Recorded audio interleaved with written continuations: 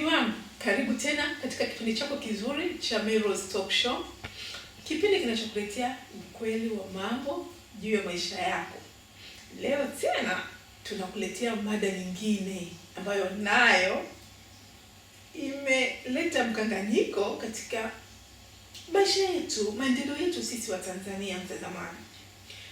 Mada yetu ya leo inasema, je, wazee wamepitwa na wakati? Na mimi Mtanzania mwenzangu, hii mada sio ngeni kwako, na mimi nimeileta kwa sababu inakanganya mambo. Tuseme inarudisha nyuma maendeleo ya taifa letu.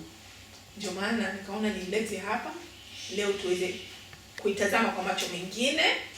Na katika mada hii nikasema kwa sababu tayari nilishamuomba mdau mwingine ambaye nilikutana naye huko wanaita nchi za watu aendelee kuwa nami. Leo pia nimefurahi ameweza kushiriki.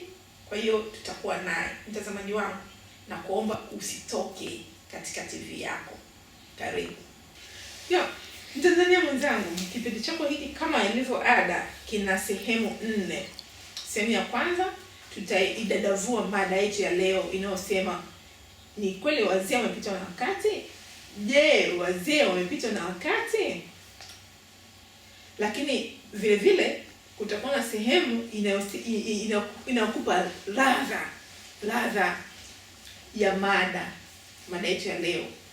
Sehemu ya tatu ya kipindi chako inasema kutoka kwa wadau wakuu, ambapo tunatarajia wewe mtazamaji kupata mchango na kusikia yale ambayo watazamaji wa kipindi kilichopita walisema nini, wamechangia nini katika kipindi hiki, wamesema nini, wanachangia nini. Tutawasikia katika kipindi chetu hiki. Lakini pamoja na sehemu hii tutakuwa na sehemu ya mwisho ambayo ni sehemu ya 4, yenyewe itakuletea vionjo vitabuni.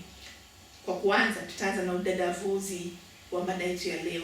Na katika hilo nitakuwa na mgeni wangu hapa, mchumi. Unajua mimi kuhusu maisha, na kwa sababu napenda kupata macho ya nje, napenda kumtumia kwa sababu naye amekuwa na utayari wa kunifuatilia mimi binafsi. Na akawa ananitia moyo kwamba Meros, haya mambo yako yafikishe bwana kwa Tanzania. Angalia namna. Na baada ya ananiambia, Meros, lakini wewe kwani usitafute nafasi ya kisiasa? Nikamwambia, lakini jamani, mimi ni mwanasiasa pia, lakini ila haya mambo ya nafasi yanakuwa kwa wakati wake. Wakati ukifika tutakuwemo tu. Lakini kwa sasa hivi nataka tushirikishane, kupeana ukweli wa mambo katika maisha yetu. Na hivyo nimkaribishe basi kaka Isaac tena leo, ambaye niliwaambia watazamaji yeye anatokea Uganda, jirani yetu, mwana Afrika Mashariki mwenzetu, lakini ni mchumi vile vile anaifahamu Tanzania kwa namna fulani ambayo alipata uzoefu wakati amekuepo hapa kwa muda mrefu kidogo. Kwa hiyo atatueleza kwa macho yake anasemaje kuhusu mada yetu ya leo. Lakini na kwa huko Uganda ambako ni nyumbani kwake, jirani zetu, wao wanaichukuliaje? Na sisi, mimi na wewe Mtanzania mwenzangu, tunaisemaje? Je, tufanye nini ili tuweze kwenda mbele? Karibu mtazamaji. Kaka Isaac, karibu tushiriki pamoja katika mada yetu. Karibu sana. Asante dada Meros. Habari za tangu kipindi kilichopita? Nzuri tu. Ndio, nimefurahi sana kukuwa na wewe tena.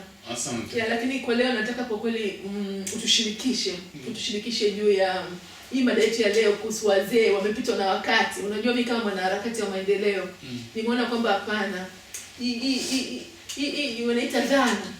Hii dhana si nzuri. Unajua, unakumbuka kipindi kilichopita tumeongelea kuhusu ulemavu wa fikra Ndio. Hii dhana sio nzuri. Inapotosha, inapindisha. Unajua ulisemea kuhusu kupinda. Inapindisha fikra za watu. Ndio, lakini hivi labda nitaka sasa uisemee, lakini pamoja na kuisemea, kwa sababu hii ni sehemu ya dadavuzi wa mada. Baada ya kuisemea pia utupe na uzoefu wa huko kwenu. Je, mada hii dhana ipo? Na kama ipo, nyinyi mnaichukuliaje? Na wewe kama mwanamchumi unatuambia nini? Nadhani ndio hayo mambo ambayo natamani niyasikie kutoka kwako. Karibu kaka Isaac. Asante. Watanzania wenzetu nawashukuru. Unajua na mimi nimeshakuwa Mtanzania kwa sababu hapa ninapapenda sana. Ni kweli. Nashukuru kwa kila mara kutazama kipindi. Kidogo samani ulisema, lakini utakuwa mkwe wetu, ulisema utakuwa Mtanzania. Labda tutaona huko. Kwa mbele tutaona. Lakini hapa Tanzania napapenda sana. Nimeshukuru kwa sababu umeleta mada nzuri, na hii mada ni sio kwa Watanzania pekee, ni kwa nchi za Afrika. Ndio maana nikaona nikualike tena. Na sana sana kwa sababu tunashirikiana kama Afrika Mashariki. Ndio. Ni mada ya wote. Sawa sawa. Yeah. Lakini ukiangalia hili swali lina side A na side B. Na upande wa na upande wa B. Ndio maana ukiangalia wazee wanahitajika kwa kila sehemu, kwa sababu wana uzoefu. Labda tu hujafika huko. Ni kama kwamba unataka lakini nataka kwanza uelezee mada wewe kwamba umesema ipo. Hiyo mada wazee wamepita wakati ni kweli, kwa sababu kipindi nataka kutoa ukweli wa mambo. Ndio maana nimekuambia kwa sababu nimekuambia ina side A na B, kwa sababu iko 50-50.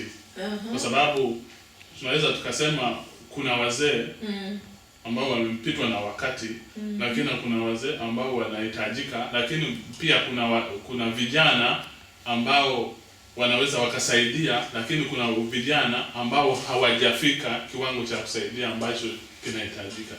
Kwangu ndio maana nasema kwa upande wote kuna side A na B. Kwa mfano moja, nikupe mfano. Unaona nchi sasa hivi zinaendelea, tunaona maendeleo mengi, na maendeleo haya yanafanyika kila mwaka tunaona kitu kipya, mfano mambo ya technology. Lakini tungebaki kwamba tunatumia mambo ya wazee tu, mfano. Kwani mambo ya wazee tu na maana gani? Mfano, ngoja nikupe kwenye mfano nchi ambazo zinachimba mafuta. Kuna technology ambayo ilikuwepo kipindi cha nyuma. Lakini wewe unaposema mambo ya wazee unamaanisha mambo ya kale. Maana gani kusema mambo ya wazee? Unajua nataka Mtanzania mwenzangu hapo. Nataka Mtanzania nielewe vizuri, kwa sababu hiki kitu ninachosema kila kila kundi, kila umri tunasema muumri. Kila umri unakuja na mambo mapya. Alafu na nchi jinsi inavyoendelea inahitaji mambo mapya. Unataka kuongelea kizazi. Unataka kuongelea generations. Hapo umri unataka kumaanisha kizazi, kila kizazi, generation. Nadhani kuongelea kizazi. Kila kizazi. Unajua Kiswahili changu wakati mwingine. Unataka kidogo tunarekebisha, tunaeleza. Kila kizazi kinakuja na mambo yake. Na ni kweli kila kizazi kina labda samani nikashika kwa sababu ya muda. Hapa nataka binafsi kama na harakati wa maendeleo nimeleta hii mada ya kuongelea wazee na wakati. Kuna hizi viwili. Kuna wazee na wakati. Umenielewa? Na hapa kuna hii dhana hii kwa kwetu. Umesema na kule kwenu ipo.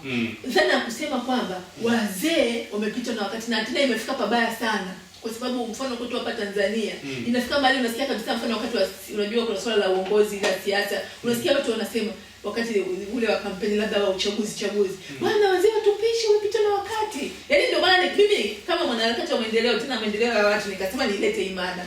Kwa sababu kwangu mimi niliona hiyo dhana ni potofu. Sasa nadhani hapa tuongelee hiyo, tusiende kule kwenye kizazi na vizazi.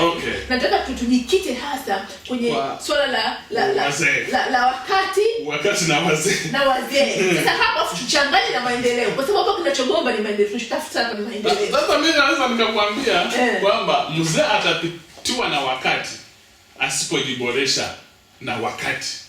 Sijui unanielewa. Lakini sasa inachukuliwa kama jumla kwamba wazee wamepita na wakati kwa jumla, yani wazee hawajapita na wakati. Ndio nasema. Kwa hiyo mizani iliyojengeka imejengeka hivyo kwamba wazee wamepita na wakati, na kwa hiyo utakuta mfano kwa kwetu hapa Tanzania utakuta mpaka inafika mahali watu wanasema jamani wazee watupishe, watu wanasema wazee watupishe wamepita na wakati. Wazao au wazee wana experience fulani. Lakini kwa kule Uganda ikoje hiyo labda? Africa is the same. Ni kile. Ni yale. Lakini mambo ni yale, lakini kinachotakiwa kwamba ni kama kwa mtazamo wako unashukuana. Kinachohitajika hapa wazee hawajapitwa na wakati, lakini wanatakiwa wajiboreshe jinsi wanavyo utendaji wao wa kazi. Unanielewa? Kwa mambo mengi, kwa sababu kitu kinachokera watu wa kizazi hiki kuona kwamba viongozi wao wamepitwa na wakati, ni kwamba hawajiboreshi, kwa sababu dunia ina digital. Dunia inabadilika kila siku. Anasema digital, yani ni wakati. Sasa hatutatumia, watu wanatumia kompyuta, alafu wazee wanataka kutumia file, vile vitu vya nyuma kuweka kwenye makaratasi. Nafikiri na Tanzania mwenzangu atakuwa amekuelewa unachotaka kusema, na mimi nitaka tu kuweka sawa, kutokana niliona kwamba nilete hii mada kwa sababu mimi kama mwanaharakati wa maendeleo nilisema kwangu mimi hii mada inaleta mkanganyiko. Unajua, kwanza katika taifa, tunapoongelea taifa, unajua wewe mwenyewe umesema sisi tuna umoja kwa nchi yetu, lakini hata kiafrika Mashariki na nini, kwamba ili tupate maendeleo ya kitaifa lazima kuwe kuna mchango shirikishi, kwa sababu kila kundi ni muhimu katika maendeleo ya kitaifa. Kwamba wazee wanao mchango wao katika kuleta maendeleo, wana experience. Wana mchango wao, lakini vijana wana mchango, kina mama wana mchango wao. Umeona? Lakini sasa imefika mahali katika taifa letu, ndio maana nimeitoa mimi hii mada. Watu unakuta wanasimama kabisa kusema jamani, wazee. Sasa kwa mantiki hiyo, kwa mimi nasema inakuja inapindisha mambo. Inamaanisha nini? Yaani kuna watu wanajikuta wanavunjika moyo. Mfano kundi la wazee. Mfano katika taifa letu hili, unaona kwamba wazee wanafika bado wanakaa pembeni tu wanatazama. Wana uzoefu mzuri, wana uwezo wa kuchangia, kufanya mambo mazuri, lakini wanakaa kimya. Wanasema hii tumepita na wakati, ngoja tuachie vijana. Umenielewa mpaka hapo? Matokeo yake tunakosa mchango wao, taifa linarudi nyuma. Na ndio maana mimi kama mwanaharakati wa maendeleo nikasema hii dhana ni potofu, lazima niwashirikishe Watanzania wenzangu, tuitazame kwa macho mawili, na wewe mwana Afrika Mashariki mwenzetu ambaye ni mchumi, kwamba hiki kipindi kwa wengine wanasikiza Kiswahili, unaweza kupata kitu utakao soma vitabu, na wewe mwenyewe kama balozi, jamani, katika Afrika yetu Mashariki, kwa Tanzania, na mimi watazamaji wengi wananisikiliza, hii dhana ni potofu, inarudisha sana nyuma maendeleo yetu, kwa sababu inavunja moyo makundi. Mfano kundi la wazee ambalo ni muhimu sana katika kuleta maendeleo katika taifa lolote. Nadhani tumekuwa wote Ulaya, unaona. Hatutaki vijana wasahau kwamba au mnaoita wazee ni wale ambao wamefikisha hii nchi ilipo sasa. Ndio, ni kweli kabisa, na ingawa pia ndio wengine wanasema mfano kama taifa letu la Tanzania kuna mambo mengine mazuri yangekuepo, hao wazee wamefanya baada ya kufika pazuri zaidi, wamelifikisha taifa labda sehemu fulani, labda kuna mambo ya ufisadi, au hao wazee watupishe bwana. Umenielewa? Lakini mimi nataka kusema hivi, kakaiza kuweka kama mchumi. Sijui kama utaniunga mkono, lakini mimi nasema ni katika ukweli wa mambo kama mtaalamu wa maendeleo ya watu, kwamba swala hili la wazee kwanza labda lakini unaongelea mambo ya ufisadi. Ufisadi hauna umri. Tusifike huko kwa sababu mambo leo ni kubwa. Tusifike huko. Naomba tuongelee wazee na kupita wakati. Kwamba kila kundi ni muhimu. Na hii nadhani dhana uzee imechukuliwa pia vibaya. Kwamba uzee ilikuwa inamaanisha kwamba watu ambao hawaendani na wakati uliopo. Umenielewa? Na hiyo haihusiani na umri, ndio nilikuwa nataka kuasisitiza Watanzania. Hiyo haihusiani na umri. Kwa sababu wapo hata vijana ambao wana umri mdogo tu, wa miaka 30, miaka mingapi, lakini yupo tu, hana mchango wote katika maendeleo. Hana mchango wote. Hata masuala ya digitali, maana sasa hivi tunataka mtu anayeenda na wakati, mambo ya digitali, si unajua digital, lakini wapo hata vijana ambao wanafanya mambo yao, sio bado ukiwaambia hawawezi, hawako active, hawaendi na kasi, kwa sababu digitali inakwenda kwa speed zaidi, ni teknolojia inayoleta mambo kwa speed zaidi, kwa kasi zaidi. Kwa hiyo sasa nataka kusema kwamba kuwashirikisha na Watanzania wenzangu, na wewe mwana Afrika Mashariki ambaye ni mchumi, kwamba tujitahidi kubadilisha hii dhana, kwa sababu si swala tu la wazee, swala la umri halihusiani na maendeleo. Ndio nataka kusema. Na wazee wawe na moyo, kwamba wasikubaliane na hiyo dhana na kujisikia kushuka na kukata tamaa na kuacha kutoa mchango wao. Hilo ndio nataka kusisitiza katika mada yetu ya leo. Kwa sababu haihusiani swala la umri na wakati, au yani swala la umri, kama umri.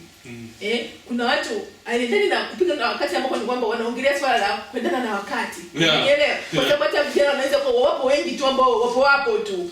Lakini wapo wazee pia ambao wanaenda na wakati. Kwa hiyo wasitumie ile wanasema kugeneralize, kuchukua ile kwa umoja, kulififisha au kuidumaza kundi fulani. Kwa sababu kila kundi katika taifa, katika jamii lina umuhimu wake. Hii ndio nilikuwa nataka katika udadavuzi wetu wa mada yetu ya leo kulisemea, na wewe kama balozi wetu mwana Afrika Mashariki tena mchumi, kwamba nadhani ulitazame kwa macho hayo kwamba tubadilishe, hata unapokwenda kwa Waganda mjaribu tubadilishe hiyo dhana. Kwetu hatuna mambo mengi sana kuhusu. Nafikiri labda tuseme kwa sababu ya muda tuingie sehemu ya pili ya kipindi chetu, ambapo yenyewe tutapata ladha ya mada, ambapo hapo utaweza kuelezea zaidi hayo mtazamo, kwa sababu tuna sehemu 4 ndani ya kipindi chetu. Kwa hiyo sasa tumemaliza katika udadavuzi, naamini hata Mtanzania mwenzangu amepata kitu katika udadavuzi wa hii mada, kwamba swala la wazee na kupita wakati ni dhana potofu, na tuitazame na tusilichukulie hivyo. Nakushukuru mtazamaji wangu, tuingie katika sehemu ya pili ya kipindi chetu. Mtazamaji wangu, tumemaliza sehemu yetu ya kwanza, sasa tunaingia sehemu ya pili ya kipindi chetu, ambayo inakuletea ladha ya mada yetu ya leo. Ladha ya mada yetu ya leo inasema kwamba wakati katika mantiki ya kimaendeleo hauhusiani na saa za mkononi, hauhusiani na siku, hauhusiani na miaka. Mtazamaji wangu na Mtanzania mwenzangu mpendwa, kwa mantiki ya kimaendeleo swala la wakati linahusiana na mambo gani wewe mwenzangu unayafanyaje? Ndio hapo sasa mambo yanapokuja. Unayafanyaje ili kuendana na wakati, kuendana na wakati uliopo. Sio kwamba eti kwa sababu mimi na umri fulani au huyu bwana ameshakuwa mkubwa sana. Hiyo haihusiani kabisa. Ni namna gani unatenda mambo ili kuleta maendeleo yako kwa wakati, kwa muda unaofaa. Hiyo ndio ladha yetu ya leo. Lakini katika hiyo, ili tuweze kunogesha sana ladha yetu na mada yetu, tumsikize na mchumi, yeye analipi la kuongeza kwetu wa Tanzania. Mimi nataka nikupe mfano ambao watu wanaweza wakapata somo fulani. Ndio. Ukiangalia hizi kompyuta tunazotumia, mfano Windows imetengenezwa na Bill Gates. Bill Gates ni kwa kiumri saizi ni mzee, lakini anajua kinachoendelea, kwamba system yake aliyotengeneza miaka ile inahitaji update kila mwaka. Mfumo ule wa kompyuta, yani kuiupdate, yani ile kufanya ile na wakati. Ndio maana ukiona mfano nurse au walimu, wauguzi au walimu, au lecturers au nini, yani wanapata refresher courses. Sijui kwa Kiswahili zinaitwaje. Kwa Kiswahili, lakini mtazamaji atakuelewa. Unafikia wakati alafu narudi shuleni. Kwa mafunzo, kuna ile mafunzo kwa sababu yamebadilika, au kuna mfumo mpya, yani unaji-update. Usibaki kule. Unakuwa umeongeza uelewa zaidi wa kuweza kutenda mambo vyema zaidi. Ndio. Ni kuendana na tuseme na mahitaji. Kwa sababu unajua sasa hivi una watu tunakuwa wengi zaidi. Kwa hiyo tunahitaji mbinu au utendaji ulio wa haraka zaidi ili kuweza kukidhi mahitaji ya watu kwa wakati. Nadhani hilo ndio linalohitajika, na ndio maana siku hizi wanasema tumeingia kwenye mfumo wa digital system. Ili kurahisisha zaidi mambo. Na hii tuendane na wakati huu sasa wa digitali. Lazima ina maana kwamba tuweze kuona tunatumia mbinu gani kutenda kwa wakati zaidi, kwa haraka zaidi, ili kuweza kukidhi mahitaji yetu kwa wakati unaofaa. Ndio. Hilo ndio la msingi. Lakini nadhani hilo halihusiani na umri sasa, ndio maana nataka nikueleze. Inahusiana hivi. Ukiwa na umri mkubwa, ndio, tuseme una miaka 60 au 70 ndio, na bado nafanya kazi serikalini, popote pale tuseme, popote pale popote pale unapofanya, unaweza ukawa unafanya biashara yako. Serikalini kwa kawaida wana umri wao wa kustaafu, wana umri wao. Mfano kuna wengine wanafanya biashara zao, au wengine ni wanasiasa tuseme, wengine wanasiasa. Lakini usipojiboresha na wakati hautaweza. Yaani kwamba usipotafutafuta mbinu za kutumia ili uweze kwenda kwa haraka kulingana na wakati huu na mahitaji ya watu waliopo pale. Kwa hiyo utajikuta unashindwa kukidhi yale mahitaji. Matokeo yake watu utawachukiza watu, utawakwaza watu kwamba sasa huyu yuko hapa lakini hawezi kumudu hii nafasi, haendani, anashindwa kukidhi yanayohitajika hapa. Alafu sio umri, kwa sababu kuna watu wa umri mdogo lakini akili zao kwamba wanaweza kufanya mambo makubwa pia. Una maana gani? Wanafikiria kama wale ambao wanaosema kwamba wamepitiwa na wakati. Yaani unataka kusema kwamba mtu anaweza kuwa na umri mkubwa, ana umri mdogo, lakini sasa hawezi kuendana pia na wakati. Kuna ile kasi kukidhi yale mahitaji ya nafasi alionayo. Alafu ukutana na mtu ambaye ana umri mkubwa lakini anaendana na lakini labda kama mchumi, kwa sababu unajua hii sehemu yetu ya ladha ya mada inayo tupa muda mchache labda kidogo tu nilikuwa nataka wewe kidogo tu cha kusaidia. Wewe kama mchumi unadhani hapo tufanye nini? Na tatizo hasa liko wapi? Kwa sababu sio swala la umri tumekubaliana.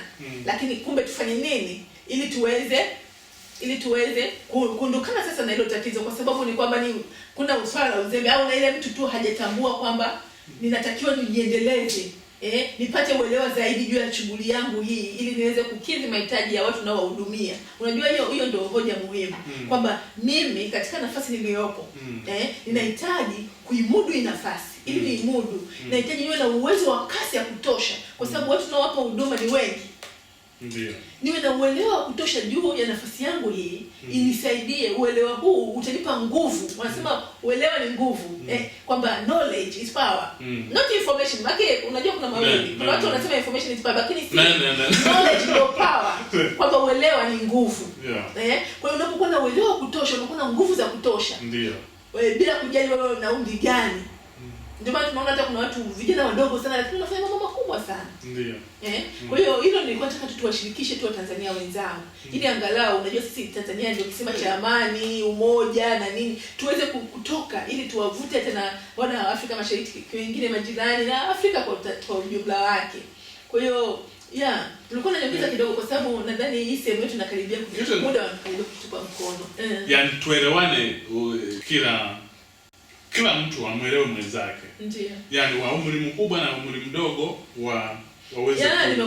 Nimekuelewa kaka yetu. Kwa sababu kila mmoja ana mchango wake. Sawa, mtazamaji anataka kusema hivi mgeni wetu wa leo kwamba kwa hiyo katika dhana hii kwa wale wazee wasivunjike moyo, na kwa wale vijana ambao wanatumia kama rungu kwamba wazee watupishe, nao wasitumie hiyo dhana kwa kufikiri kwamba wazee kama wazee ni tatizo. Uzee sio tatizo. Ingawa ujana ukiwa kijana pia una nguvu fulani, lakini nasema nguvu kwa swala la maendeleo ni swala juu ya uelewa kiasi gani ulionao na ule moyo wa dhati wa kutaka kufanya. Ukishakuwa na hivyo vitu na ukapewa nafasi, utaweza kufanya bila kujali umri. Kwa hiyo hilo ndio jambo ambalo na mimi nilikuwa nataka kusisitiza mchumi wetu na mgeni wetu. Mimi nimshukuru sana kaka Isaac kwa kuwa nami pia katika kipindi cha leo, lakini hatujamaliza, usiondoke. Na hata mtazamaji wangu usiondoke, kwa sababu hii ni sehemu tu ya pili. Sasa tunaingia katika sehemu ya tatu. Mtazamaji, endelea kufuatilia kipindi chako. Mtazamaji wangu, kama nilivyokuambia, kipindi chako hiki kina sehemu kuu 4. Na sasa tunaingia katika sehemu yetu ya tatu ambayo inasema vionjo vitabuni. Karibu mtazamaji. Unajua wakati ule kipindi kile ulinipatia vitabu vyangu, hiki nimekisoma, nimeanza na hiki, na wewe ni mwandishi mzuri sana. Mwandishi mzuri kwamba kitabu kimeeleweka? Kimeeleweka. Na kinawagusa watu kinawagusa Watanzania wote na watu wa rika tofauti. Ndio. Hizi mada ni nzuri sana kwa watu wote. Watu wanahitaji wasome hiki kitabu kwa sababu na mimi nimejifunza mambo mbalimbali kutoka kwenye vitabu vyako, na hii ni muhimu sana watu wavitafute.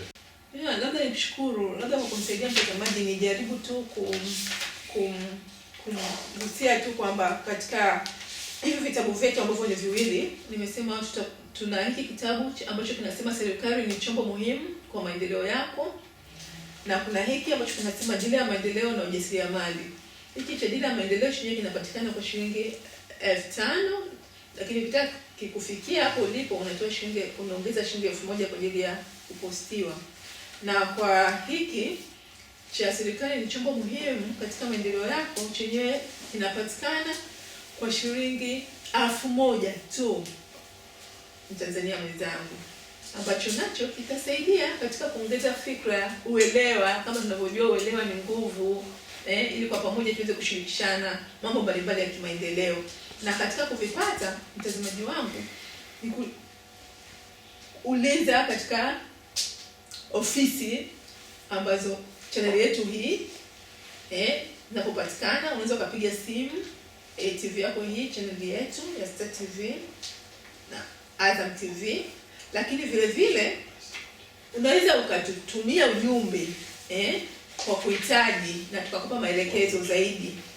Unatakiwa utume ujumbe, tafadhali mtazamaji, usipige, tuma ujumbe. Ili ukishatuma ujumbe wako, kama unahusiana labda na hivi vitabu, kuna wale ambao tayari wameshavipata wanataka labda maelezo zaidi, kuna jambo hawajaelewa, labda wanataka vitabu vingine kwa ajili ya ndugu zao na majirani, au wanataka labda swala fulani kuuliza pia, basi mtazamaji wangu, tuma ujumbe katika hiyo namba ili uweze kupata yaliyomo katika vitabu hivi. Lakini zaidi, kama hiki kinaelezea chombo ni serikali namna gani ni muhimu katika maendeleo yako wewe na ufanye nini, hiki nacho kinakusaidia katika maendeleo. Kama unavyoona kinaitwa dira ya maendeleo na ujasiriamali. Kwa hiyo ukikipata hiki kitakusaidia pia kukupa mwanga zaidi wa maisha yako, mtazamaji, na mwisho tutaweza kuboresha taifa letu hili la Tanzania, kwa sababu kwa kweli wanasema umoja ni nguvu na uelewa ni nguvu. Maana umoja ndani yake lazima tuwe tuna umoja, lakini tukijua tunataka kwenda wapi, au sio kaka Isaac? Maana ni mchumi kwamba sio swala la umoja tu, lakini katika huo umoja tunajua je tunakokwenda, tunaendaje. Sasa kujua tunakokwenda, tutaendaje, ni vizuri tuwe na uelewa fulani, na uelewa huo ndio maana unaona hapa kitabu kinaitwa dira. Ni dira ya maendeleo, yani tunakupa mwongozo, kinakupa mwelekeo, hiki nacho kinakwambia chombo muhimu, kwamba serikali ni chombo muhimu. Kwa hiyo katika serikali tufanye nini? Kwa wale wanasiasa, kwa wale viongozi wa serikali, viongozi kwa ujumla, tufanye nini? Kwa hiyo hiki kimechukua nafasi ya namna gani kinaweza kutusaidia katika kusonga mbele katika umoja wetu, ambao kakaze naye amekubali kabisa kwamba sisi Watanzania tunao mtaji, tunayo nguvu ya kuanzia umoja. Kwa hiyo mtazamaji wangu, usikose kupata vitabu vyako hivi ili kwa pamoja tuweze kujenga taifa letu na kutoka hapa tulipo. Kwa hiyo kama utakuwa na maswali zaidi kuhusiana na vitabu hivi, kuhusiana na mada ya leo inayohusiana na kwamba wakati na uzee, mada inasema je, wazee wamepitwa na wakati, nadhani umeifuatilia kwa makini sana. Basi uungane nasi katika sehemu yetu ya 4 ya kipindi chetu, ambayo inaitwa ni sehemu ya kutoka kwa wadau wakuu wa mada ya leo. Kwa hiyo nakukaribisha sana mtazamaji wangu, Mtanzania mwenzangu, tushiriki katika kujenga taifa letu. Na taifa ni watu, na watu wenyewe ndio mimi na wewe mtazamaji. Karibu sana, na endelea kufuatilia kipindi chako hiki kizuri cha Mero's Talk Show. Bye bye. Mtazamaji wangu, karibu tena katika kipindi chako kizuri cha Mero's Talk Show. Kipindi kinachokuletea ukweli wa mambo juu ya maisha yako. Mtazamaji, leo katika kipindi hiki tunakuletea mada ambayo imekuwa ikileta matatizo, ikileta mgongano, ikirudisha nyuma ikirudisha nyuma ari na nguvu kazi katika taifa letu. Mtazamaji wangu, kinachotupa nguvu na matumaini ni kwamba watu wengi waliokuwa wakishiriki na kufuatilia kipindi chetu hiki kwa mada zilizopita wameweza kuonyesha mabadiliko, kuleta matumaini, kuonyesha nguvu mpya, wameweza kujisikia kutamani kutafuta zaidi uelewa wa mambo mbalimbali. Kwa kweli mimi kama mwanaharakati wa maendeleo ya watu nimefarijika sana kuona watu wakituma ujumbe, wanauliza maswali juu ya vitabu vyangu nilivyoviandika, wanauliza maswali juu ya mada mbalimbali ambazo wamezisikia katika kipindi hiki kizuri. Kwa kweli imekuwa ikinitia faraja, na hiyo inaonyesha kabisa kwa kweli dalili nzuri katika sisi kama Watanzania kujiletea maendeleo, yani kusonga mbele. Mtazamaji wangu, naamini nawe utakuwa na hamu sana kujua leo tunaleta nini katika mada yetu ya leo hii inayosema, je, wakina mama hawapendani? Mtazamaji wangu, ndio mada yetu ya leo. Karibu sana tushiriki pamoja katika kipindi hiki kizuri. Mtanzania mwenzangu, naamini mada yetu ya leo umeisikia, lakini nitarudia tena kwa sababu hapa tuko katika sehemu yetu ya kwanza. Kama unavyojua kipindi chako hiki kina sehemu 4.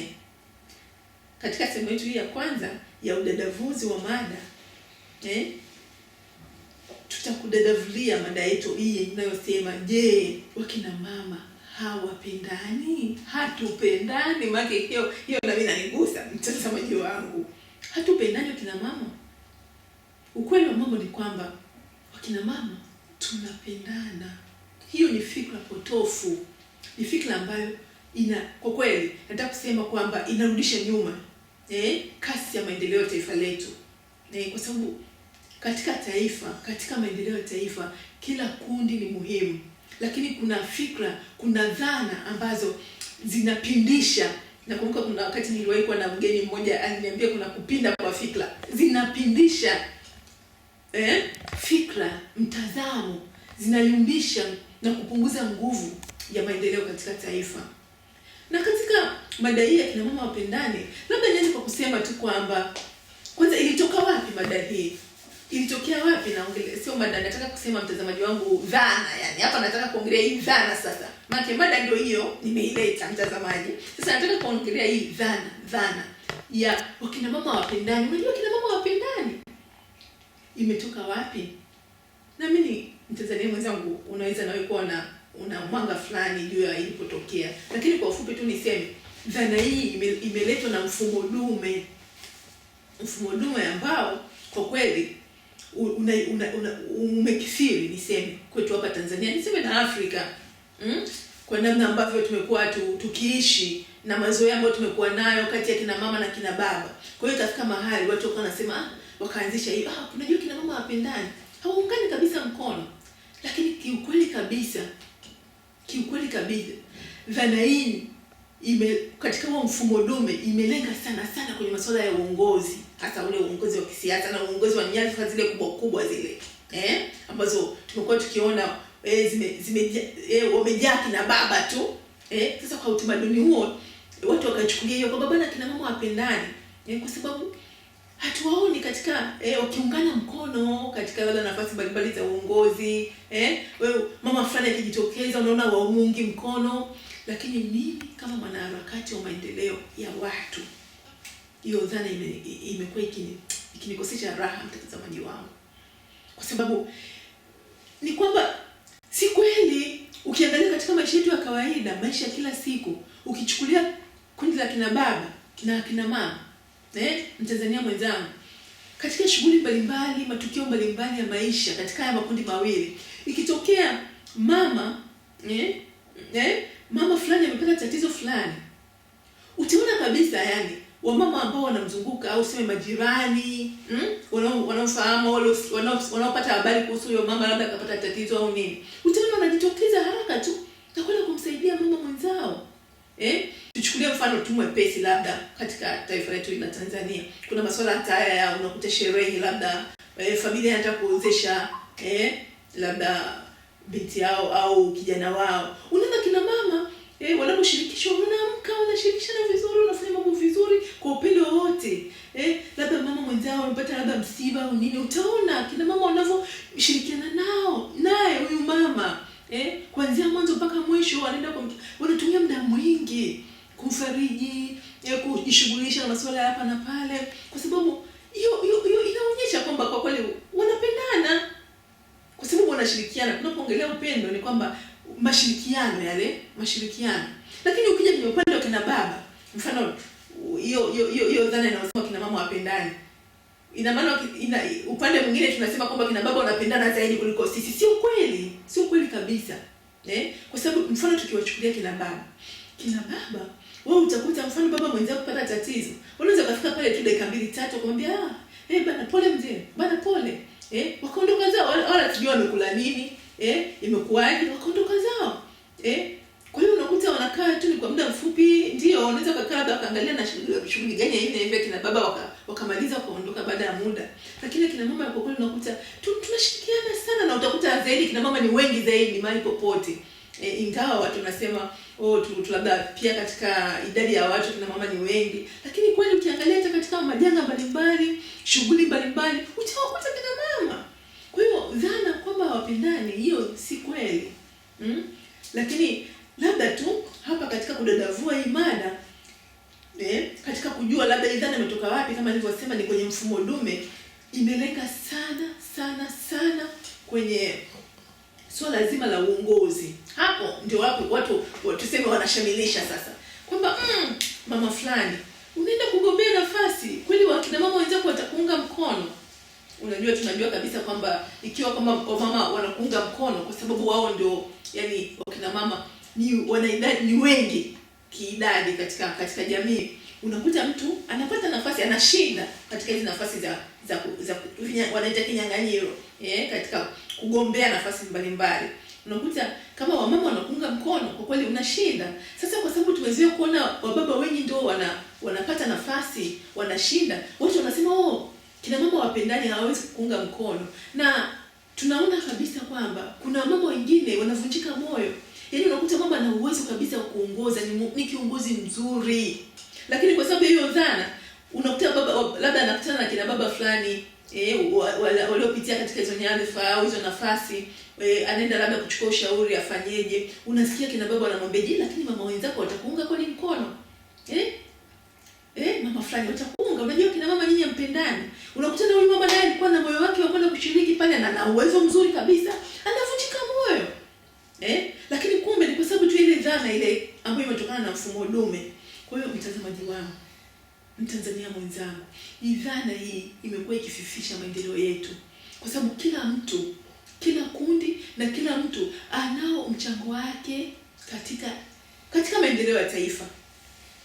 Lakini tukija kwa swala kina mama, hasa swala ile la uongozi, utaona kabisa wazi kwamba kama mama atajitokeza, akajiamini, akaingia katika nafasi, kwa sababu nimesema imeletwa na hii dhana ya mambo ya uongozi hasa wa kisiasa, watu wanakuwa wanaungana mkono, akaamua kuaminisha watu kwamba mimi ninaweza, na akaonyesha mambo mengine aliyoyafanya, mambo mbalimbali.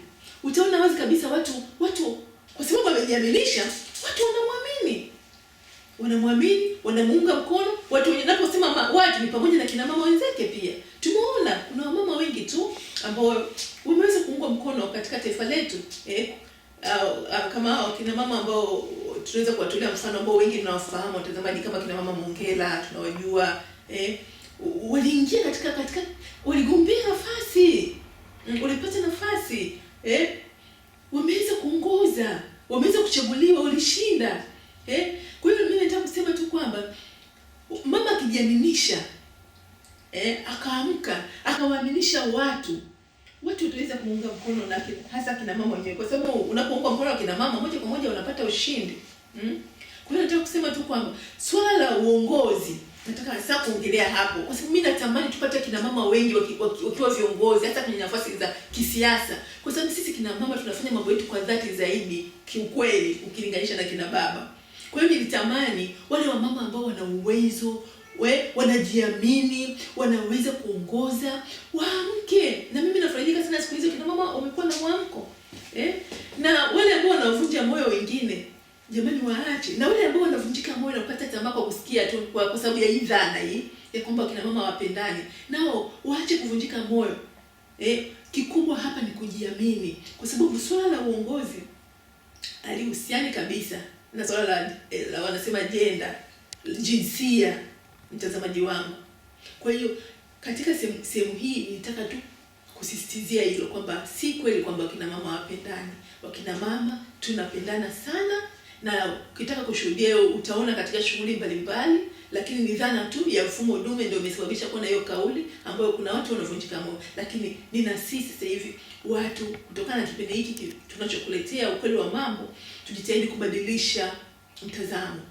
Kwa hiyo nakukaribisha tena mtazamaji wangu katika sehemu ya pili ya kipindi chako hiki kizuri cha Mero's Talk Show. Tuendelee kuangalia mada hii inazidi kutueleza nini, tutafakari pamoja ili tuweze kusonga mbele. Karibu mtazamaji. Mtazamaji wangu, kama nilivyokuambia, tumemaliza sehemu yetu ya pili ya kipindi chetu ambapo tulikuwa tunadadavua mada yetu. Sasa tunaingia sehemu ya tatu ya kipindi ambayo inasema ladha ya mada ya leo. Nitakukumbusha tena, labda wewe mtazamaji ndio kwanza umeingia katika kwanza kufuatilia kipindi chetu sasa hivi. Mada yetu ya leo inasema, je, wakina mama hawapendani? Hiyo ndio mada yetu ya leo. Katika ladha ya mada hiyo, kwa kweli ni msisitizo zaidi juu ya ukweli wa mambo, juu ya mada yenyewe, kwamba si kweli wakina mama wapendani. Ni kwa sababu tu ya mfumo dume ambao kwa kweli umekithiri, ambao umejikita katika dhamira za Watanzania wengi, kwamba wakina mama wapendani. Watu wakasababisha kuwa na hiyo dhana ya kwamba wakina mama wapendani, lakini kina mama tunapendana. Na hiyo kwa kweli naisemea kwa nguvu zote, kwa sababu tunapendana wakina mama. Mimi binafsi nimepata msaada mingi sana kutoka kwa kina mama, kunitia moyo, kunisaidia wakati mwingine na naweza kuwa labda naumwa, mama anakuja na nipikia, labda ananisindikiza kwenda mahali fulani, mambo ambayo siyaoni kwa kina baba. Kwa nikiangalia hivi, kwa sababu tunapoongea mapendo ni kuhusu matendo jamani. Kwani mapendo ni nini? Lakini kwa sababu ya hili swala hili la mambo ya mfumo dume ambao kwa kweli umejitokeza hasa sehemu yetu ya kwanza ya udadavuzi wa mada yetu ya leo. Sasa tunaingia sehemu ya pili ya kipindi chetu ambayo yenyewe inakuletea ladha ya mada ya leo. Ladha ya mada ya leo inasema, swala hilo la wakina mama linahusiana na mfumo dume ambao kwa kweli umekithiri sana katika jamii yetu, na sio tu hapa Tanzania. Hiyo dhana kwa kweli imekithiri, tuseme ni kwa Afrika, kwa sababu ya mfumo uliopo, wakina baba kuwa viongozi kwa muda toka zama na zama, katika nafasi mbalimbali, hasa hizo kubwa. Kwa hiyo unakuta watu wakaanza kusema, hasa watu wanapojitokeza wakianzisha hiyo kwamba wakina mama hawapendani, kwa sababu wanaona wakina mama wengi wanaposimama na kutafuta nafasi mbalimbali wanajikuta wanakosa nafasi, wanashindwa. Lakini sio kwamba watu sasa wachukulia hiyo, kwa sababu ndivyo walivyochukulia kwamba eti hawapendani. Yaani ndipo hapo hiyo dhana ilipotokea, kina mama hawapendani, kwa sababu wengi ndio walikuwa wanajitokeza, baadhi yao wale walikuwa wanajiamini na kujitokeza, wengi wamekuwa kikosa nafasi kwa sababu wamekuwa waungi mkono na walio wengi ambao ni kina mama. Kwa hiyo watu wakaanzisha hilo kwamba kina mama hawapendani. Wanamwambia mtu, mama fulani unaamka unataka kugombea, mama wenzako hawataka kuunga mkono. Kwa hiyo dhana hiyo ya mfumo dume ukasababisha kwa kweli kuna kina mama wengi wakawa wanashindwa kujitokeza, na kina mama wengine wakawa tu wanashindwa tu kuwaunga mkono kina mama wengine, kwa sababu hao kina mama wameshindwa kujiaminisha vizuri, kusimama imara katika kujiaminisha kwa wapiga kura ambao wanashiriki katika kumchagua kiongozi. Kwa hiyo unakuta mara nyingi kina baba ndio wanaungwa mkono. Lakini jambo jingine, kwa sababu ya mfumo dume, wakina baba wamekuwa katika nafasi nyadhifa mbalimbali kubwa kwa muda mrefu.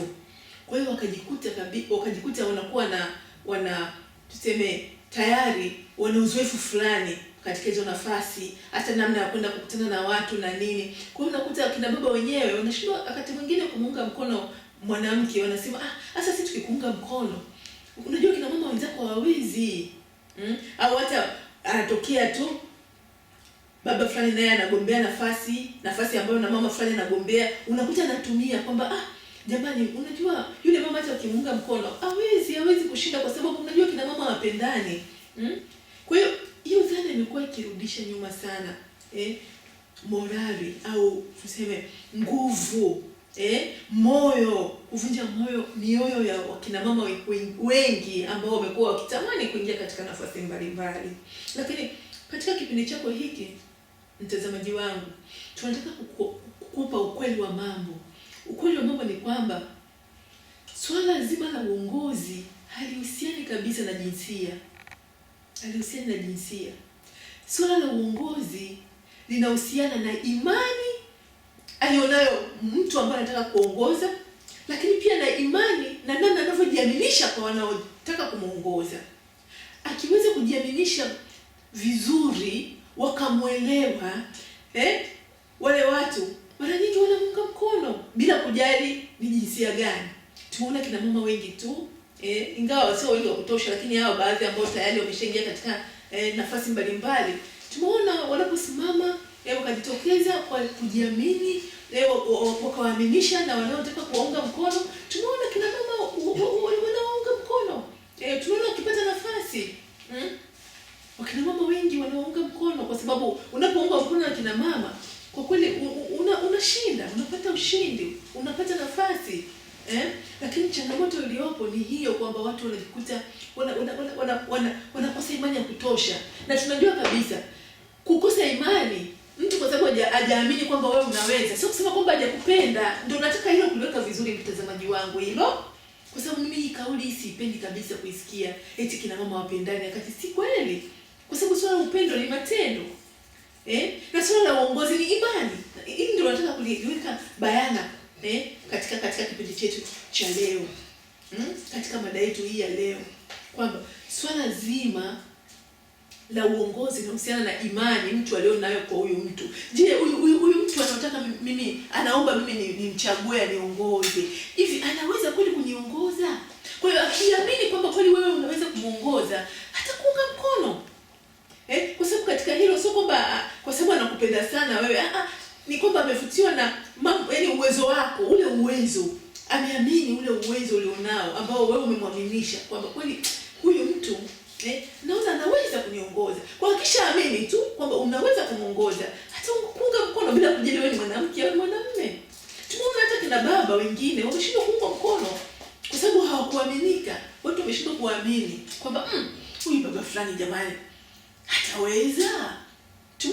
Tumekuwa tukishuhudia hata katika familia moja, baba anatoka anaenda kugombea nafasi na mke wake, watoto wake, wapiga kura wote, anafika kule anapata kura yake moja tu, kwamba hata mke wake, watoto wake wameshindwa kuamini kwa sababu wanafahamu, wameona lakini huyu baba jamani kwa hili hawezi. Tumeona hata kina baba wanashindwa kuaminika katika nafasi mbalimbali, wameshindwa kushinda, wameshindwa kuchagulika.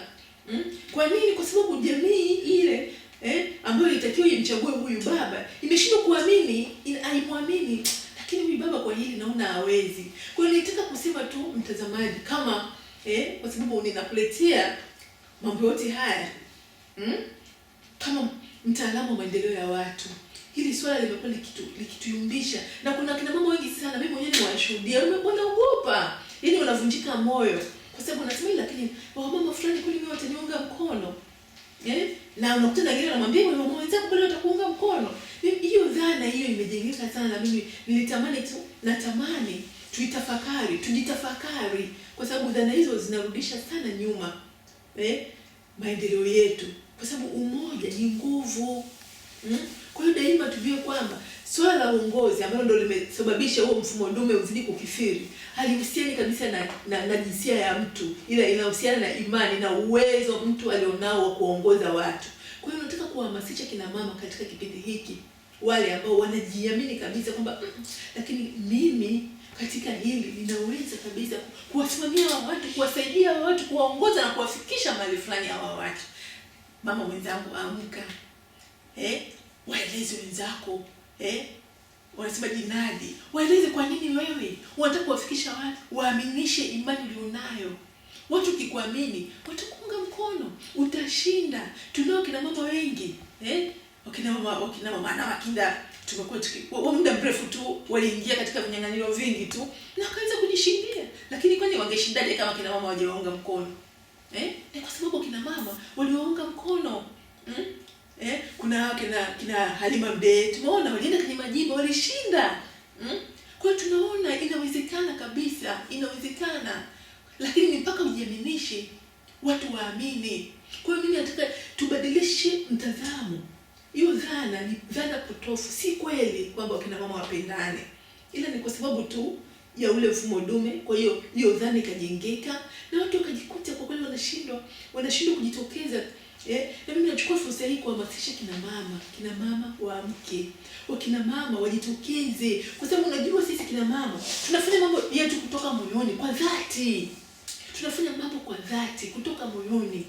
Sisi kina mama sio hatufanye mambo ili mradi tu. Kwa kweli kiukweli kwa hilo ni tofauti kabisa na kina baba. Nadhani hata katika ule mfumo mzima wa kibinadamu, labda kwa sababu sisi pia tunashiriki sana hata katika tuseme, unajua unapomchukua mtoto tumboni, katika wakati ule wa awali kabisa, mwanadamu anapotengenezwa anaanza na sisi kina mama, mpaka anafikisha miezi 9 na kuja duniani. Nadhani katika mfumo huo umetufanya sisi kina mama tuwe tofauti, na ndivyo tulivyo. Mambo yetu sisi ni ya undani sana, tunafanya vitu kwa dhati zaidi ukilinganisha na kina baba. Kwa hiyo mimi nataka kusema wakina mama tujitokeze. Makina mimi nasema tujitokeze. Mimi nami sitakuwa nyuma kina mama wenzangu. Na mnafahamu kwamba mimi daima huwa siko nyuma, na ninashiriki katika nafasi mbalimbali kugombea, kwa sababu ninapojiamini.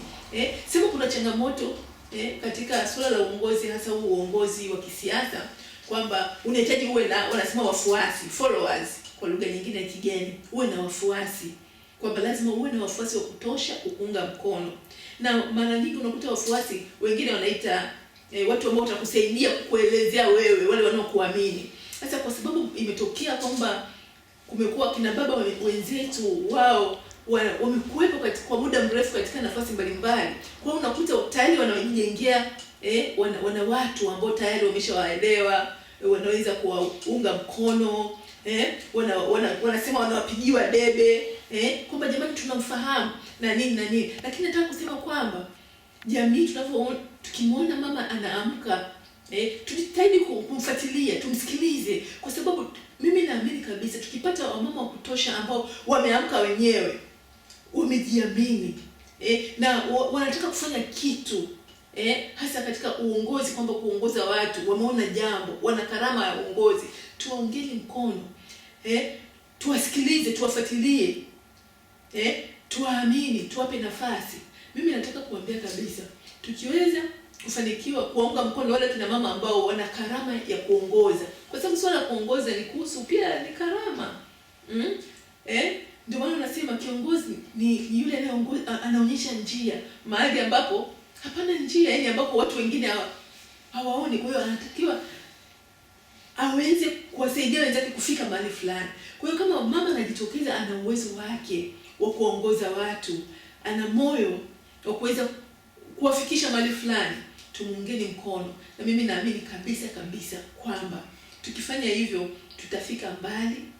Jamii yetu itaweza kusonga mbele kwa nguvu ya kutosha kabisa, kwa sababu tukipata mchango kina mama na kina baba pamoja, kwa kweli tutaweza kwenda kwa kasi zaidi katika, wanasema, wakati huu ama zama hizi za utandawazi, lakini zaidi za dijitali. Mtazamaji wangu, basi hiyo ilikuwa ni sehemu yetu ya 3 ya kipindi ambayo inaelezea kuhusu ladha ya mada. Na sasa hivi endelea, mtazamaji wangu, kufuatilia kipindi chako hiki tukielekea katika sehemu yetu. Mtazamaji wangu, kama ilivyoada, kipindi chako hiki kina sehemu 4. Sasa tunaingia katika sehemu ya 3. Sehemu yenyewe inahusu vionjo vitabuni, na vitabu vyetu ni hivi hapa mtazamaji. Kitabu chetu hiki cha Serikali ni Chombo Muhimu kwa Maendeleo Yako, na kitabu cha Dira ya Maendeleo na Ujasiriamali. Kitabu hiki kinapatikana kwa shilingi 1000, lakini ukihitaji kutumia mpaka ulipo unatakiwa uongeze shilingi 1000 kwa ajili ya kuweza kukituma kwa gharama za utumaji. Na hiki kinapatikana kwa shilingi 5000, lakini ukihitaji kufikia ulipo, yani katika labda ni wilaya au mji uliopo, kinapatikana kwa unaongeza shilingi 1000, chenyewe ni shilingi 5000. Lakini katika kipindi chako tutakupa vionjo, kama nilivyosema ni vionjo vitabuni. Kitabu chetu hiki ndio tutakachoanza nacho leo, Mtanzania mwenzangu. Kitabu hiki nilikiandika mwenyewe, lakini tutaanza na sehemu ya kwanza ya kitabu chetu ambayo inasema serikali ni nini? Nimesema kitabu chenyewe kinaitwa Serikali ni Chombo Muhimu kwa Maendeleo Yako. Chombo muhimu sana kwa maendeleo yako. Sasa katika kitabu hiki inaelezea kwani serikali ni nini? Tumejaribu kuielezea hiki kitu, serikali ni kitu gani? Kinatokana na nini? Kwa hiyo nimejaribu kueleza huko ndani kimekuja na kwa nini ni chombo muhimu. Katika hayo, ukisoma kitabu hiki utaweza kupata umuhimu kujua serikali kama serikali, lakini hata serikali ya watu, kwa sababu tumekuwa tukisikia serikali ya watu, kwa ajili ya watu, msemo kama hiyo, kwa maslahi ya watu. Kwa hiyo katika hilo nimejaribu kuelezewa hapa kwamba hivi serikali ni kitu gani, na ni nini serikali ya watu. Unaposema serikali ya watu ni kitu gani? Lakini ukiangalia kwa kina ama ukisoma kitabu chako kitakupa maelezo mazuri ya kutosha ili uweze kujua chombo hiki. Lakini pamoja na hilo nilielezea kwamba katika serikali tutakutana na kitu kinaitwa watu, ambao ni kundi la watu ambao wanaisimamia serikali, na kuifanya kwamba serikali hiyo ni serikali ya watu, kwa sababu wale watu wanatokana na hawa watu. Nadhani Mtanzania mwenzangu unanielewa kwamba hawa watu kwenye serikali wanatokana na hawa watu, ambao ndio wanaongozwa na hiyo serikali. Kwa hiyo ili tupate serikali nzuri, lazima tuwe na watu ambao ni wazuri. Kwa hiyo hayo yameelezwa katika kitabu hiki, na namna gani wanapatikana, inakuaje, kwa nini, yote yameelezwa katika kitabu chetu hiki ambacho kinataka kukusaidia, kukupa nguvu, kukuongoza. Pamoja nayo pia kuna nisiseme mada, sehemu inayoeleza kusudi katika maisha ya binadamu. Kwa sababu tunapoongelea serikali unagusa moja kwa moja watu. Ndio maana tukasema serikali ni chombo muhimu sana, kwa sababu serikali inahusiana na watu. Serikali ndio inayosimamia mambo yote ya ustawi wa jamii. Yaani jamii ndio watu wenyewe maana yake. Mtazamaji wangu wa kipindi hiki, mimi ndio watu wenyewe. Kwa hiyo serikali ndio inayosimamia watu. Kwa hiyo katika hiki kitabu mimi kama mwanaharakati, kwa sababu ndio mwandishi, ilibidi sasa nianze kuchambua huyu mtu hivi ili tupate serikali madhubuti. Tunafanyaje? Kwa hiyo katika kitabu hiki nikaweza kuelezea pia kuna kitu kinaitwa maisha ya binadamu, kusudi katika maisha ya binadamu. Yaani wanasema katika maisha ya binadamu kwamba huyu binadamu, yani sisi uwepo wetu, yani mimi na wewe mtazamaji, kuna kusudi, kuna purpose, kuna kusudi. Yaani wakati tulivyoumbwa kulikuwa kuna sababu ya uumbwaji wetu. Yaani wewe mtazamaji wangu sio kwamba uko kwa bahati mbaya. Mimi sio kwamba nipo kwa bahati mbaya, nipo kwa kusudi. Na hiki kitabu wakati nimekiandika kwa mtazamo wa kidini. Kwa nini nimekiandika kwa mtazamo wa kidini mtazamaji wangu? Ni kwa sababu asilimia kubwa ya sisi wa Tanzania, zaidi ya 99% tunaamini kuhusu Mungu. Bila kujali dini gani, lakini asilimia zaidi ya 99, ni wachache sana ambao hawaamini masuala ya Mungu. Asilimia karibia 99 wanaamini kuhusu Mungu, kwamba kuna Mungu. Ni asilimia chache mno ambayo hayaamini katika Mungu. Na ndio maana nilipokuwa nikiongelea serikali, nikajaribu kumuelezea huyu mtu, kuelezea sema hicho chombo chenyewe, serikali nzima ambayo inagusa moja kwa moja watu, na kama nilivyokuambia, kumwelezea huyu mtu Mtanzania kwa mtazamo wa kidini, kwa sababu mimi nami naamini katika dini, na dini, tukiongelea dini tunalenga moja kwa moja masuala ya muumbaji wetu, yani Mungu mwenyewe aliyetuumba.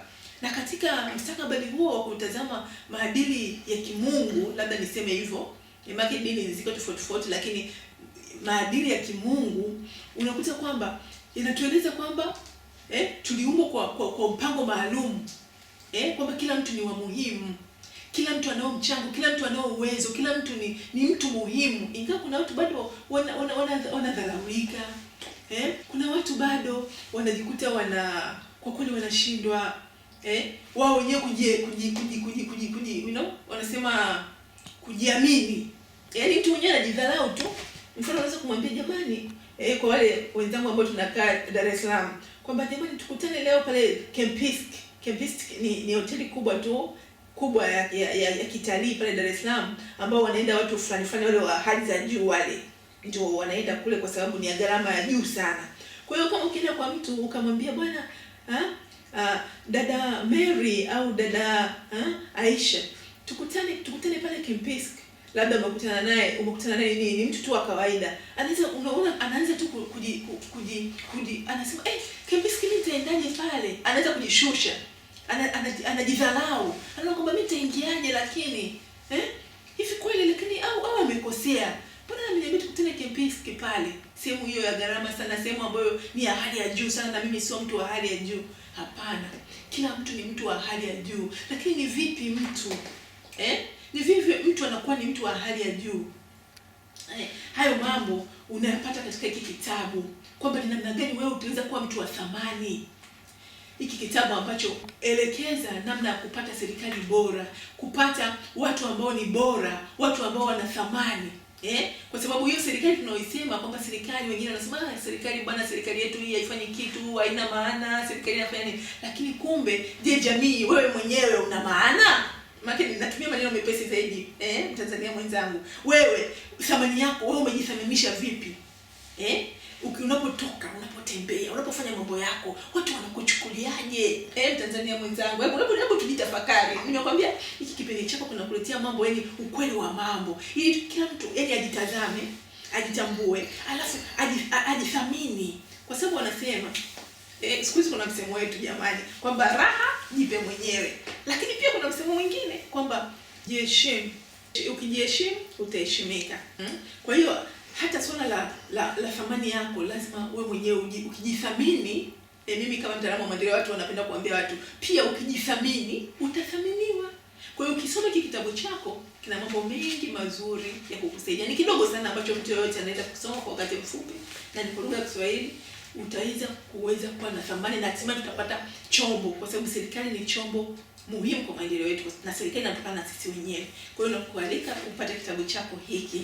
Lakini pamoja na hivyo, nitaongelea kidogo tu, lakini vionjo kuhusu hiki nacho kitabu cha Dira ya Maendeleo na Ujasiriamali. Kama unavyoona ni dira, ni dira ya maendeleo na ujasiriamali, ni mwongozo. Kwa maneno mengine, kinakuongoza. Nakumbuka siku moja niliwahi kuulizwa wakati ninakizindua hiki kitabu na waandishi wa habari, kwamba Melrose, sasa wewe unasema hiki kitabu ni Dira ya Maendeleo na Ujasiriamali, waliniuliza kina connection gani, yani kina muunganiko na dira ile ya taifa, Dira ya Maendeleo ya Taifa. Mimi nikawaambiaje? Yani nikawajibu kwamba jamani, kile kitabu cha Dira ya Maendeleo ya Taifa chenyewe kinaelezea mambo yanayotakiwa kufanyika. Mtanzania mwenzangu, tuelewane vizuri, na ndivyo nilivyowajibu wa Tanzania. Kile kitabu cha Dira ya Maendeleo ya Taifa kile chenyewe kinaelezea mambo yanayotakiwa kufanyika katika nchi yetu kwa wakati fulani. Lakini kitabu hiki, dira ya hiki kitabu kinaeleza namna gani hawa watu, yani wewe sasa mtazamaji, utawezaje yani muunganiko wake au mseme connection yake kinamwezesha huyu mtu ambaye anatakiwa kuyafanya yale mambo katika ile dira. Nadhani Mtanzania mwenzangu unanipata, na waandishi walinielewa kwamba muunganiko kati ya hiki kitabu na kile kitabu ni kwamba kile kitabu kinaelezea mambo yanayotakiwa kufanyika, hiki kinaelezea, kinamwezesha mtu kuyafanya yale mambo. Kwa hiyo ukisoma hiki kitabu, mfano kwa wale wanaosimamia hayo masuala ya dira ya maendeleo ya taifa, viongozi wetu wa serikali, viongozi mbalimbali, watumishi mbalimbali, wazazi, kwa sababu hao viongozi ndio wazazi, kila mtu wao, wakulima, mfanyakazi wote, mfanyabiashara wote, mwisho wa siku, kwa sababu tunalenga kuendeleza taifa letu, na taifa ni sisi wenyewe, taifa ni la watu. Kwa hiyo tukisoma hiki kitabu kitatusaidia, kutupa nguvu, kutuwezesha kufikia malengo ya maendeleo, kwa sababu kinamwezesha mtu kupata mwelekeo. Unajua maisha ni kuhusu mwelekeo, unaendaje. Kuna msemo unasema kwamba ukiwa unaenda usikokujua huwezi kupotea, kwa sababu hujui unakokwenda. Kwa hiyo mtazamaji wangu, hivi ni vitabu ambavyo nimekuletea na ninatamani sana uvipate. Uvipate ili tuweze kushirikishana, kuweza kutoka hapa tulipo na kusonga mbele. Ninakushukuru sana kushiriki nami katika sehemu hii ya 3 ya Vionjo Vitabuni. Endelea kufuatilia kipindi chako kizuri cha Melrose Talk Show. Mtazamaji wangu, sasa tunaingia katika sehemu yetu ya 4 na mwisho wa kipindi chetu, ambayo yenyewe tutasikiliza wadau wakuu wa mada yetu ya leo, ambao nao wameamua kushiriki katika kutoa michango yao katika kipindi chetu. Na kukaribisha mtazamaji wangu ili uweze kushiriki na hao wadau pamoja na mimi hapa, ili tuweze kusikia wao wanasema nini. Karibu mtazamaji. Mtazamaji wangu, ninaamini umepata mengi katika kipindi chetu hiki kizuri cha Melrose Talk Show. Na lakini utakuwa na mengi pia ya kutaka ama kuchangia zaidi, au kuuliza ili uweze kupatiwa majibu kwa ajili ya kuweka sawa mambo fulani, au utakuwa tena ushauri. Mtazamaji wangu, nakukaribisha ushiriki nasi. Kama pia unataka kushiriki kama mdau mkuu katika mada yetu hii, unaweza tafadhali mtazamaji wangu, tuma ujumbe na sisi tutakujibu kupitia katika TV yako hii. Nakukaribisha uendelee kufuatilia kipindi hiki katika mada zijazo, ili tuweze kwa pamoja kushiriki katika kujenga na kufanya maisha yetu yawe mazuri zaidi. Nakushukuru sana kwa kuwa nasi katika kipindi chetu cha leo. Endelea kufuatilia vipindi vingine vinavyoendelea hapa katika TV yako hii nzuri. Ni mimi mtangazaji wako na mtayarishaji wako Melrose Kavura Mandinge. Bye bye.